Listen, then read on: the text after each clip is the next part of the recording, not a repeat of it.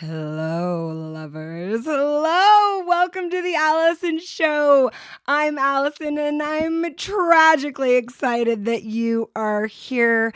Ooh, my little showy showers, my lovers, my friends in pod. If this is your first time tuning in, you hit the jackpot because I am obsessed with meeting you where you are and helping you see how glorious and powerful you are in the way that it presents in you, and then helping you get that glorious creativity and just your ideas and your magic out from inside of you and out. That's it. That's all. I mean, like, it's simple. But it's fun. It's going to feel good. You're going to change yourself. You're going to change the world. And it won't even be hard. Wow, what a promise. Let's do it. As you may or may not know, I am on a campaign. Grab your cape, grab your wand. This is not a tabletop campaign. This is a campaign for magic.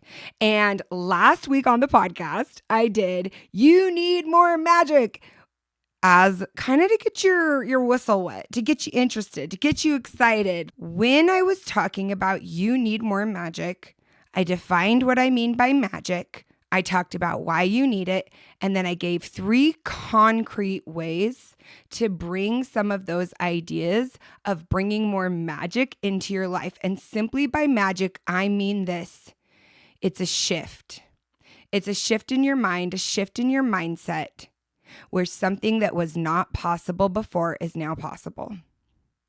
If you're talking brain science, anything that the left rational linear side of the brain can't explain, we deem as magic.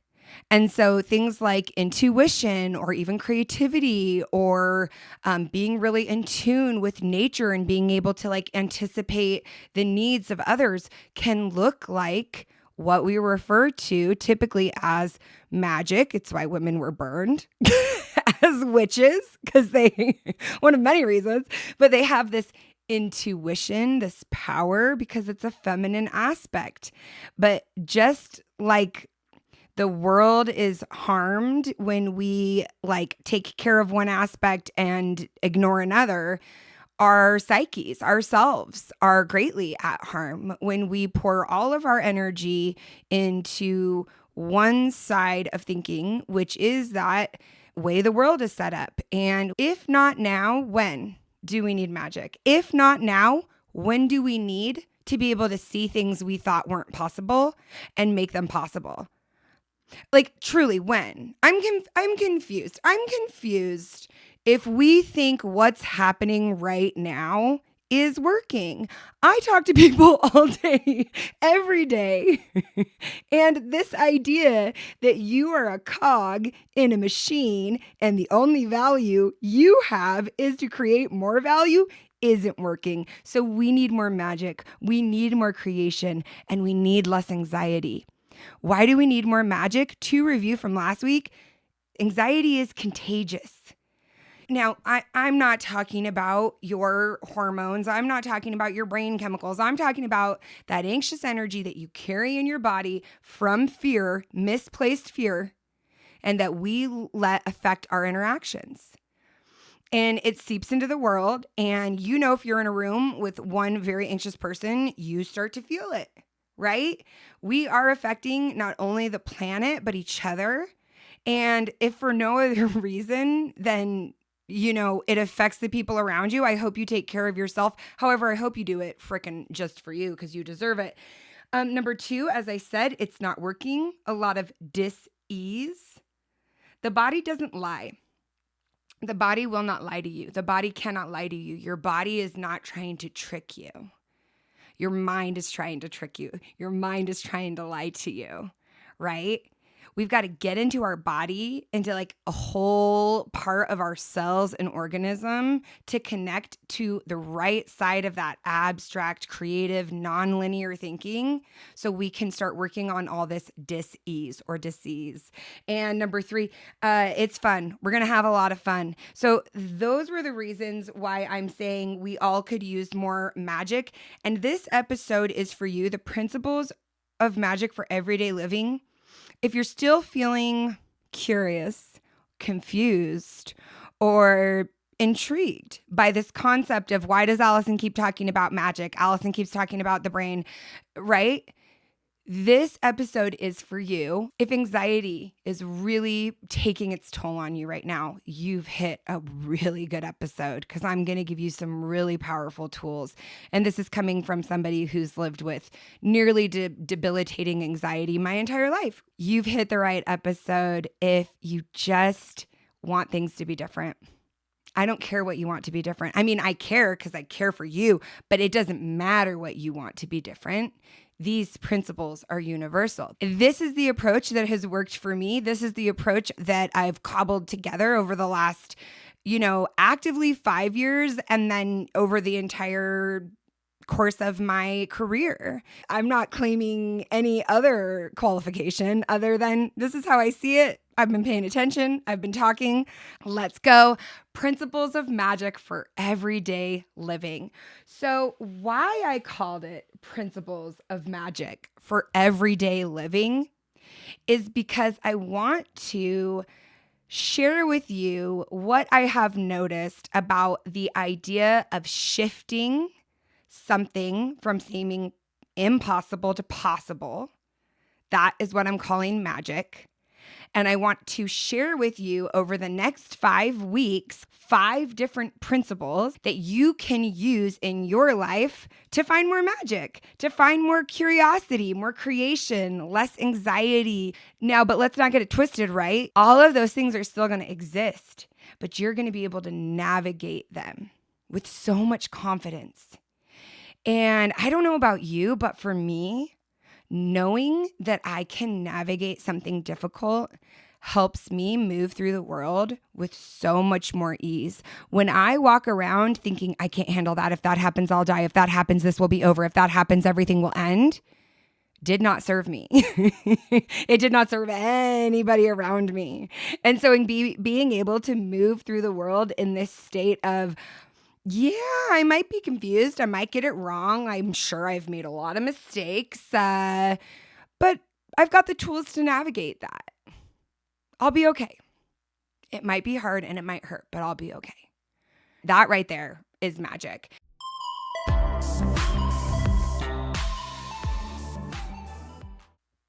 I've never actually felt the spring cleaning bug quite like I'm feeling it this year. And it's like one of those deep dives where I start to see dust one place or on a shelf, and then it's like I go ham. And I have been pulling my Air Doctor, which is an award-winning air purifier that eliminates 99.99% of dangerous contaminants. I've been pulling that. It's about the size of like an overhead suitcase into the rooms where I'm doing my like manic spring cleaning because dust is flying everywhere and there's cats and dogs. And the Air Doctor honestly has made such a big difference. I can tell a huge change when I bring it into a room and let it do its thing. So you're going to breathe easy knowing that 99.99% of dangerous contaminants like allergens, viruses, smoke, gases, mold spores, and more are taken care of. Air Doctor was voted the best air purifier by Newsweek. So it's no surprise that 98% of Air Doctor customers agree their home's air feels cleaner, safer, and healthier. And unlike other air purifiers, it captures invisible particles. Head to airdoctorpro.com and use promo code AWESOME to get up to $300 off today. Air Doctor comes with 30-day money-back guarantee plus a 3-year warranty. An $84 value free.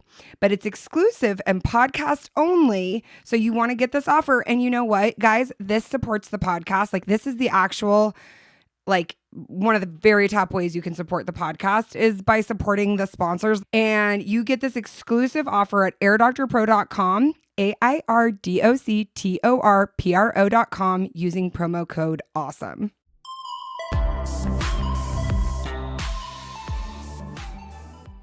And so principles of magic for everyday living, I want to jump right in. Magic is a mindset shift.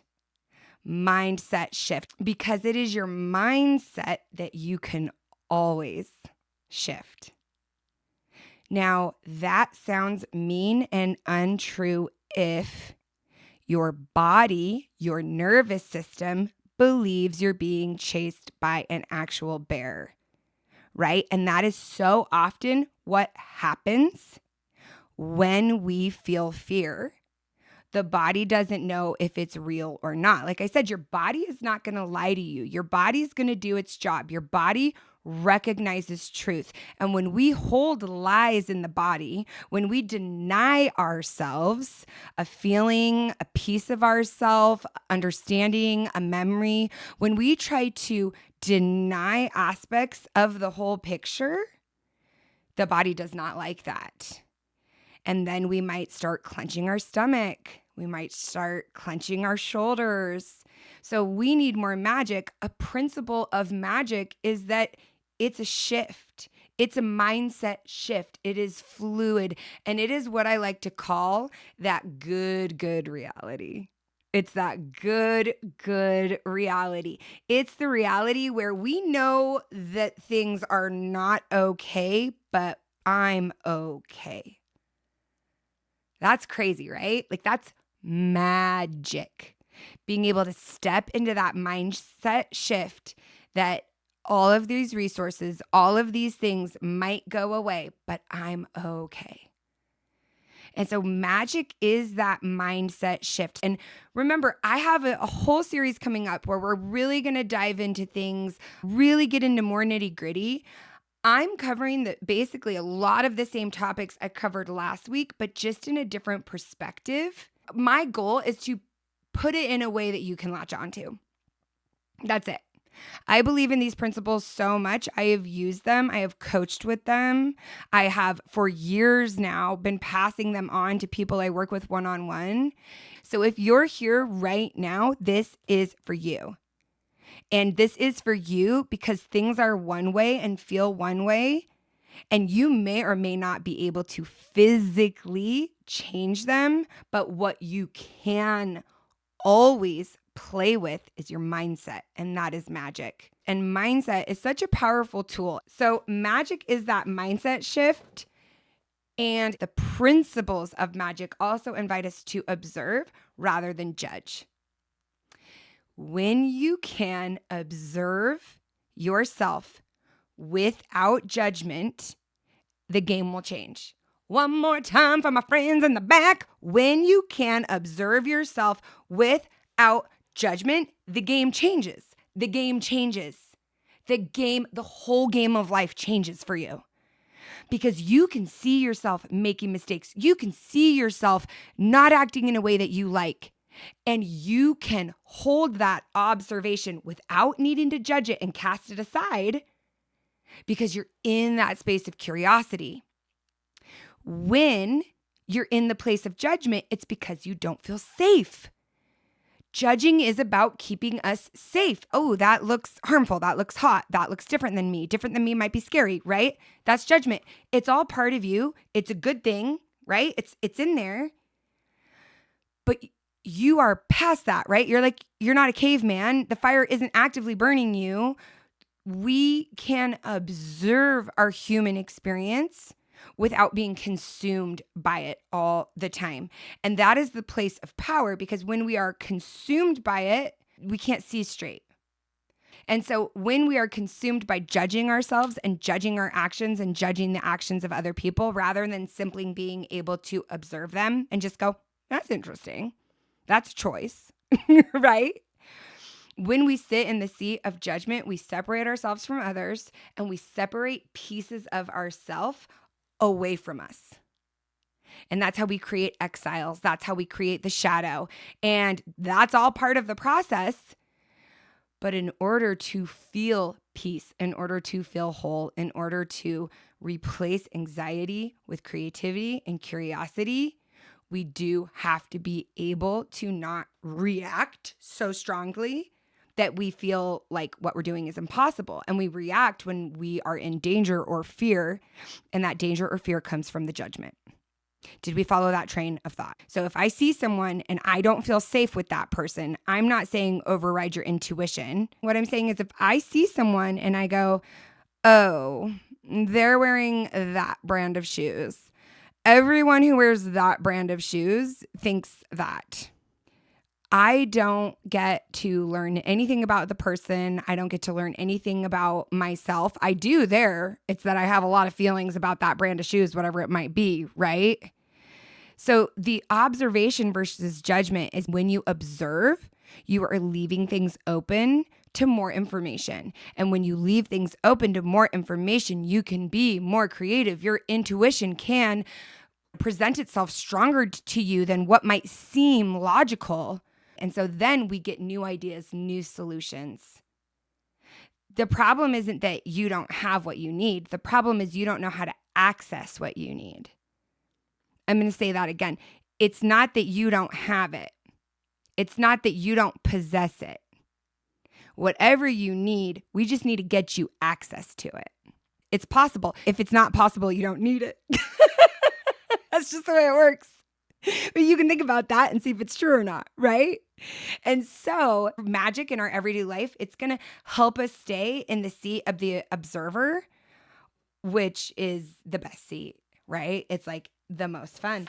And the principles of magic for everyday living are going to invite you, me, and everyone in your orbit out of anxiety and into creation. If you are not traditionally creative in the way that when we think of creativity, you're like, that's not me, I beg and plead with my whole heart that you will hold on for one more day, that you will hang on in this series, and that you can start to challenge that belief about yourself that you're not creative. Because honestly, to me, Gospel of Allison, it is absurd when people say I'm not creative. I truly find it absurd. I've always been what people deem traditionally creative. And so people then have my entire life, even as a little kid, praised me for being creative and then told me how they're not creative and why they're not creative. And so I know firsthand. And I've been very passionate about creativity. I remember in high school reading a book called Orbiting the Giant Hairball by the creator of Hallmark Cards and being just obsessed that as children get older and older, they stop believing that they're artists. They stop believing they're creative. And when I was in Fiona's third grade class, I asked, how many of you think you're artists? And almost the whole class raised their hand. And I said, you know what's crazy? As we go up in grade levels, there will be fewer and fewer children who believe they are creative or an artist. And that happens because we have put creativity on this pedestal. Why have we put it on a pedestal? Because we don't really understand it. And why don't we really understand it? Because we're so obsessed with everything on the left side of the brain, the linear, the verbal, the facts, the stats. And we created an entire world, an echo chamber that divorces us from a whole aspect of ourselves, which is the feminine, which is that creativity, intuition, creation, abstract, where the magic happens. And it's not that masculine bad, feminine good, meh. No, it's that men suffer, women suffer, everyone suffers when we divide ourselves and deny aspects of our human existence and experience. Next week, I have the honor, the pleasure of talking to somebody that I have met recently, read her book, and she is saying everything that I think the world needs to hear. Amy McNee, we need your art. I'm talking to her, and we're going to have her for the next week's episode as we introduce the principles of magic for everyday living. I want to leave you today with a practice. It doesn't matter if you're driving. It doesn't matter if you're alone or not. You can do this practice. So no stress. It's not going to bring up a bunch of feelings. What it's actually going to do is invite you into an open, connected focus. And the reason I'm doing this is because I hope that if you take the time to listen to this podcast episode, if you take the time to watch with my poster boards on YouTube, however you come to this, I truly hope that it serves you in this moment right now. Not that it's going to fix everything, not that it's going to change it forever, but if we could make a little bit of magic together right now, every time you listen, I believe that's going to make a difference. I hope it makes a difference in your life. I know it's made a difference in my life. So I'm going to invite us into this open focus practice. And I want you to, if you need to keep your eyes open, keep them open. If you can, close your eyes and visualize the space between your eyes.